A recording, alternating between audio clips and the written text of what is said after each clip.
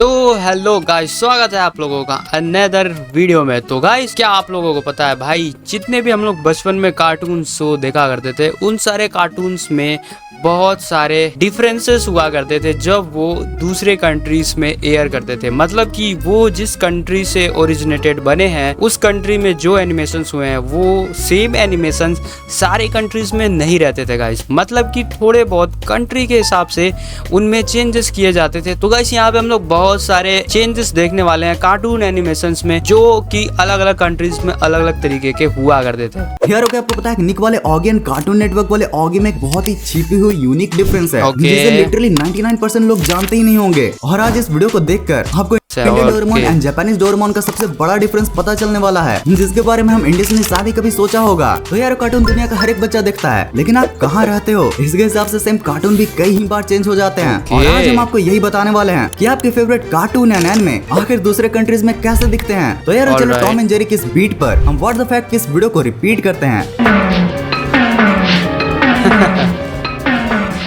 Oggy and the cockroaches. यार चलो इस वीडियो को हम स्टार्ट करते हैं इस बागड़ बिल्ले एंड दुनिया के पापा से। मैं इस दुनिया का राजा हूँ, मैं तो पापा हूँ, पापा इस दुनिया का पापा। ओ भाई, अगर आपने कभी सही से गौर किया होगा तो आपको दूसरे कंट्रीज में नहीं बल्कि अपने ही कंट्रीज में इन दोनों चैनल्स में ही इनमें यूनिक चेंजेस मिल जाएंगे। देखो, जब ऑगी इंडिया में पहली बार 2009 में निक पर लॉन्च हुआ था, तो उसके वॉइस ओवर आर्टिस्ट थे सौरभ चक्रवर्ती, और उन्होंने खुद ही सारे कैरेक्टर्स के वॉइस को सेलिब्रिटी के वॉइस में कन्वर्ट करके फनी डायलॉग्स के साथ हमारे सामने इस वाले ऑगी को प्रेजेंट किया था। अरे तुझे क्या, मुझे भी भूख लगी है भैया, बौखला गया मैं। तूने मुझे मारा है। अब जब 2012 में कार्टून नेटवर्क पास ऑगी के राइट्स आए, तो उन्होंने इसको संजय केनी से फिर से रीड अप करवाया, जिसमें सारी कैरेक्टर्स के सेलिब्रिटी वॉइसेस सेम ही थे। हाँ, बस उनकी टोन थोड़ी सी चेंज थी। I just love swimming, तोड़ दूंगा, फोड़ दूंगा, टक टक, टपोरी टपलू मेरा नाम। भाई लोग टेंशन लेने का नहीं, देने को। एंड भाई, अगर मैं इन दोनों अलग अलग वॉइस ओवर आर्टिस्ट के बारे में ना बताता, तो शायद ही आप में से कोई निक वाले ऑगी एंड कार्टून नेटवर्क वाले ऑगी के वॉइस डिफरेंस का अंतर है भाई, मगर ये दोनों ही वॉइस आर्टिस्ट लेजेंड है। दोनों ही ने अपना हम लोग का बचपन बहुत ही बेहतरीन बनाया भाई। जो पहला वाला आर्टिस्ट है ना भाई, ये चक्रवर्ती जी, ये बहुत ही, मैंने ऑगी का पहला एपिसोड तक देखा है गाइस। जब वो पहली बार एयर हुआ था निक पे, उसका पहला एपिसोड मैंने देखा है ऑगी का, और वो पुराना क्लासिक डबिंग भी बहुत बढ़िया है, और जो अभी डबिंग होता है उसका भी बहुत बढ़िया है। सबसे पहले डबिंग इन्होंने की थी, उसके बाद इन्होंने डबिंग की थी, और इन दोनों की डबिंग ही बहुत ही बढ़िया है गाइस। पाटेकर की थी। हाल ही में जब 2021 में सोनी ए के लिए ऑगी के न्यू सीरीज को रीडअप किया गया, तो उसमें मुबीन सौदागर ने रीडअप करके कई चेंजेस किए हैं। लाइक नरेटर की वॉइस जहां पहले दोनों ही सीरीज में नाना पाटेकर की थी, वहीं इस सीरीज में से किसी दूसरे एक्टर से बदल दी गई है। आज के बाद मैं यहाँ कभी नहीं आऊंगा। ये मजदूर कहाँ देगा क्या? इतनी बार बोला पड़ा पीछे सांप भी लगाने का। डोंट एग्री मी, ऐसे दिल वाले को आज पहली बार देखा। भाई अच्छा नहीं लग रहा, मगर हेरो सीरीज के लैंगो के क्लासिक ननचक्स को कौन भूल सकता है। भाई ये सच में सबसे बेस्ट वेपन था, लेकिन अनफॉर्चुनेटली ग्रेट ब्रिटेन के लोगों को यह पता ही नहीं होगा, क्योंकि वहाँ पर ननचक्स को रिप्लेस करके एक अजीब सा कछुए जैसा वेपन इसे दे दिया गया था, ताकि यह ज्यादा वायलेंट न लगे। दरअसल ब्रिटेन का भी जापान के साथ काफी ज्यादा बैड पास्ट रहा है, जिसकी वजह से इस शो के मेकर्स को कहा गया था कि अगर इसे ग्रेट ब्रिटेन में लॉन्च करना है, तो ननचक्स के सिवाय किसी दूसरे वेपन का यूज करना पड़ेगा, और इसलिए क्रिएटर्स को ज्यादा प्रॉब्लम्स का सामना न करना पड़े, इसे उन्होंने एक बिल्कुल ही नया वेपन तैयार करके दे दिया था, डोरेमोन। अब जब मतलब उन्होंने भाई नान चाकू को रिप्लेस करके टर्टल को लगा दिया था, व्हाट करके दे दिया था, Doraemon. Alright guys, finally Doraemon. जब इन पॉपुलर कार्टून्स की बात हो ही गई है, तो हम अपने उस पॉपुलर एनिमे को कैसे भूल सकते हैं, जिसने हमारे बचपन को गैजेट्स की रंगीन दुनिया से भर दिया था। हाँ भाई, मैं डोरेमोन की ही बात कर रहा हूँ। अब अगर मैं आपसे पूछूं कि कार्टून एंड एनिमे का वो कौन सा कैरेक्टर है जिसकी सबसे भयानक आवाज है, तो आप में से लगभग सारे ही झट से इस लाल वाले का नाम लेंगे। पर क्या आपको पता है कि एक्चुअली में हमारा हिंदी वाला जियान बहुत सुरीला गाता है दोस्तों। और ये आप भी कहने वाले हो जब आप मैं हूँ जियान वाले गाने का ओरिजिनल जापानीज वर्जन को सुनोगे।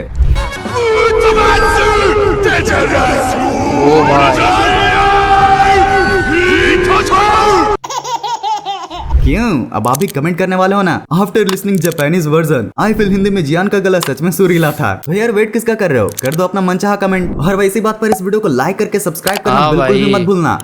कोई तरीका है भीख मांगने का? Adventure time. यह कार्टून आप में से कुछ लोगों को तो याद ही होगा। यह कार्टून काफी ज्यादा All ब्रिलियंट right. था और काफी ज्यादा इंटरेस्टिंग भी। लेकिन क्या आपको पता है कि चीन में ये कार्टून नहीं चलता है? अरे यारो, इसका मतलब ये नहीं कि चीन में ये कार्टून सच में नहीं क्यों? चलता है। इन चालाक चीन वालों ने अपनी कंट्री में इसका अपना रिपॉफी वर्जन लॉन्च कर दिया है, जिसका नाम ब्रो चाइना वाले भाई क्या है भाई, एडवेंचर टाइम को ही पूरा का पूरा कॉपी मार दिए हैं ये लोग। वाह, the legends of lucky pi. Bro what भाई, एनिमे कार्टून को तो छोड़ देते, नाम है द कॉपी लेजेंड मार ऑफ दिए। लकी पाई। इसके पास कैरेक्टर डिजाइन और कुछ कैरेक्टर्स को छोड़कर पूरी ही स्टोरी, इसका थीम और कैरेक्टर के पर्सनालिटी एकदम सेम टू सेम है। हाँ यानी कि भाई। अगर आप चीन में जाओगे तो आपको एडवेंचर टाइम कुछ ऐसा देखने के लिए मिलेगा। 是这里没错呀，这里全是石头呀， ओके 什么声音？好像是一只山鸡野怪。 और यार ये इकलौता ऐसा कार्टून नहीं है। All ऐसे right. कई सारे कार्टून है जिनके साथ चीन ने कुछ ऐसा ही किया है। रैटोटुई। वैसे तो यार Okay. अलग अलग कंट्रीज के हिसाब से इस एनिमेशन में भी काफी चेंजेस किए गए थे, जैसे कि लैंग्वेज और कई इंपॉर्टेंट साइंस। लेकिन कुछ बढ़िया कंट्रीज में तो movie है रैटोटुई ये। रैटोटोइंग के नाम से रिलीज किया गया था। Bro, और ऐसा नहीं है कि what? सिर्फ नाम में ही फर्क था, बल्कि इसके एनिमेशन स्टाइल और थोड़ी बहुत स्टोरी में भी चेंज कर दिया गया था। Okay. यानी कि यहाँ पर एकदम अलग ही एनिमेशन को लॉन्च किया गया था। पर अगर आप इसे कभी Ratatouille। देखोगे तो आपको ये अजीब सा समझने नाम में है। बिल्कुल भी देर नहीं लगेगी कि यह यही ही है, बस इसे इसमें चेंज कर दिया गया है। All right guys, And Tom Jerry। And Jerry. सबसे पहले आप बाहुबली मूवी का ये सीन देखो। आपको नहीं Okay। लगता कि कहीं ना कहीं ये टॉम एंड जेरी के इस वाले सीन से काफी ज्यादा सिमिलर है? ब्रो तो क्या भाई, जेरी के इस वाले सीन से काफी ज्यादा सिमिलर Why? है। और यार यहाँ पर जो हमारा हल्क थॉर की पिटाई करता है, उसका भी सिमिलर क्लिप हमारे टॉम एंड जेरी में मौजूद है। हाँ भाई। और यार उसके अलावा मतलब भाई बॉलीवुड हॉलीवुड कार्टून्स के एक्शन सीन से इंस्पायर्ड। आपको पुष्पा का ये सिग्नेचर स्टेप तो याद ही होगा। वेल उसके लिए भी Okay। टॉम एंड जेरी के पास ये सीन है। ओ भाई, ओ भाई, वाह भाई वाह। मतलब टॉम से भाई, पुष्पा ने टॉम से स्टेप सीखा है भाई डांस करने का। ओ और यार भाई ये क्या है? भाई जेरी से वो एक्शन सीन सीखा है भाई। ये केरल है। और यार अगर आपने मेरी इस वाली वीडियो को देखा है तो Okay। आपको ये तो याद ही होगा कि सारी मूवीज के कंपैरिजन में Tom and Jerry and triple R के कितने ज्यादा ही सीन्स आपस में मैच करते हैं। ओके, अरे भाई भाई सच में मीम वाले बंदे ने इसको इतने अच्छे तरीके से रिप्रेजेंट किया है कि खुद Indian express, Hindustan times and times of India जैसे पॉपुलर साइट्स ने भी इसको ओ भाई। फीचर किया था। पठान। यार सबसे पहले आप जरा पठान। इस क्लिप को देखो, जिसमें पहले गोलियों की गुंडागर्दी की वजह से हेलीकॉप्टर ब्रिज से टकरा जाता है एंड ब्रिज टूट जाता है। Okay। जिसके बाद हमारा मेन कैरेक्टर रिलेटिव मोशन का फॉर्मूला लगाकर ट्रेन के डब्बों पे से कूदते हुए आखिर में टूटी ट्रेन की पटरी से लटक कर बच जाता है। अब अगर आपने Okay। पठान देखी होगी तो आपको ये सीन कहीं ना कहीं तो देखला तो जरूर लग रहा होगा। आपका आवाज किधर देखे भाई लगता है मैंने मेरे पठान को। नहीं देखी भाई है जैकी मगर चैन के हो सकता एनिमेटेड है। सीरीज का बिल्कुल यही रिएक्शन था जब उन्होंने पठान एक्स टाइगर के इस वाले सीन को देखा था। आप Okay। अभी अपने स्क्रीन पर भी देख सकते हो कि हेलीकॉप्टर से ब्रिज टूटकर ट्रेन से जंप करने का सीन कितना ज्यादा मैच करता हाँ है। भाई। वैसे यार ये तो हो गई फाइट सीन की कहानी, बट कहानी के बाद अगर सॉन्ग की बात की जाए तो आप जरा ये सुनो। वैलोरेंट, भाई वैलोरेंट की क्या जी हाँ यार आपने बिल्कुल सही गेस किया, ये पठान सॉन्ग का ही म्यूजिक है जिसे वैलोरेंट ने 11 महीने पहले यूट्यूब पर डाल रखा है। लेकिन पता है यहाँ पर ट्विस्ट क्या है? यार वो ट्विस्ट ये है कि एक्चुअली में इन फिरंगियों ने हमारे 6 साल पुराने म्यूजिक को कॉपी किया है, बस यहाँ पर इंस्ट्रूमेंट को बदल दिया है। ओ भाई, हाँ बट यहाँ पर व्हाट गौर करने वाली बात भाई, एक के एक सॉन्ग दे रहा है भाई मुझे ये। मतलब वो वैलोरेंट ने पहले हमारा गाना कॉपी किया, फिर वैलोरेंट का कॉपी किया भाई पठान ने। मतलब क्या चल रहा ये है? जरूर है कि अर्जुन की कर्म की तलवार सॉन्ग एंड पठान सॉन्ग दोनों ही के म्यूजिक कंपोजर विशाल शेखर ही हैं। अच्छा ओके। अब यार एनमैन कार्टून के रिलेटेड तो भाई ये वैलोरेंट का जो सॉन्ग था क्या सॉन्ग था भाई, एक बार सुनना।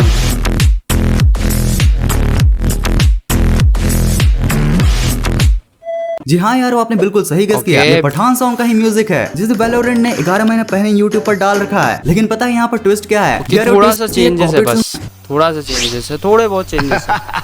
आदि पुरुष। आपने आदि पुरुष की कॉपीड सीन्स को तो अब तक जरूर से देख लिया होगा।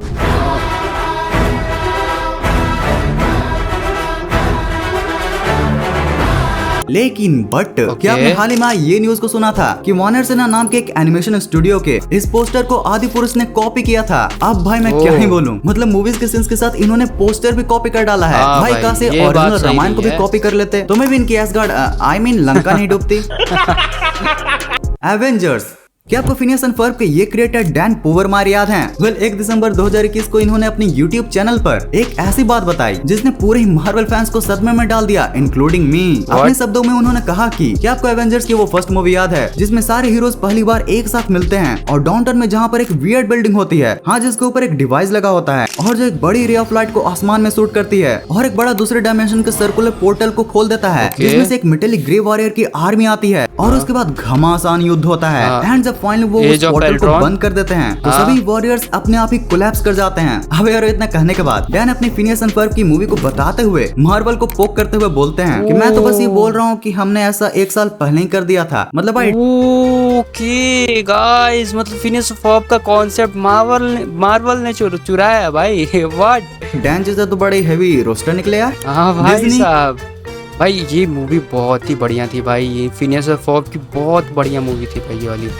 बहुत ही बढ़िया मूवी थी भाई। इस मूवी में फन भी है, इमोशन भी है भाई। मतलब जो ये रहता है ना भाई अपना पैरी, भाई पैरी इस दूसरे डायमेंशन में भाई विलन बन जाता है, तो उसमें बहुत ही ज़्यादा इमोशनल सीन भी रहते हैं और बहुत ही ज़्यादा फनी सीन भी रहते हैं। तो ये बहुत ही बढ़िया मूवी थी। और ये गाइस इसके डेवलपर ने बताया कि भाई ये मूवी जिस कॉन्सेप्ट पे बनी है ना भाई, एज ऑफ अल्ट्रॉन मार्वल ने जो बनाई है ना, वो इस मूवी के कॉन्सेप्ट को कॉपी करके बनाया है। वाह भाई वाह। मार्वल को पोक करते हुए बोलते हैं कि मैं तो बस ये बोल रहा हूँ कि हमने ऐसा 1 साल पहले ही कर दिया था। मतलब भाई डैन जैसा तो बड़े हेवी रोस्टर निकले यार। Disney copy Disney.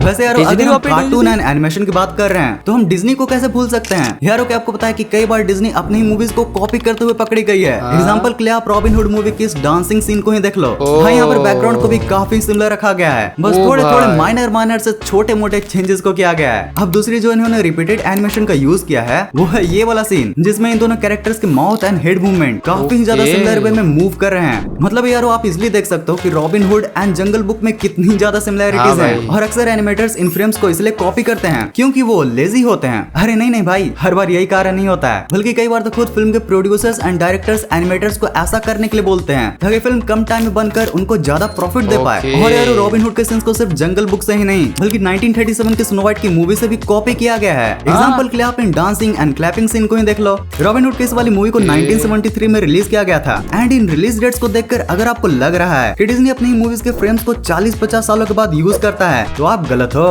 क्योंकि the truth about mother goes and the sword in the stone नाम की डिज्नी की 2 मूवीज आपस में बस 6 साल के टाइम इंटरवल पर रिलीज हुई थी, बट उसमें भी हमारे जागरूक व्यूअर्स के द्वारा यही फ्रेम कॉपिंग को पकड़ा गया था।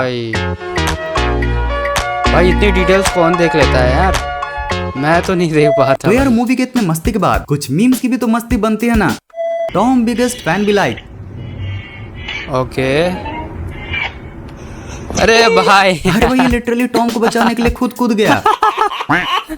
तो ऑल राइट गाइस, तो बस आज के लिए इतना ही। अगर ये वीडियो आपको अच्छी लगी तो वीडियो को लाइक करिएगा और चैनल को भी सब्सक्राइब कर दीजिएगा ऐसे ही मजेदार फैक्ट्स देखने के लिए। तो गाइस आपको मिलते हैं अगले वीडियो में, तब तक के लिए बाय बाय।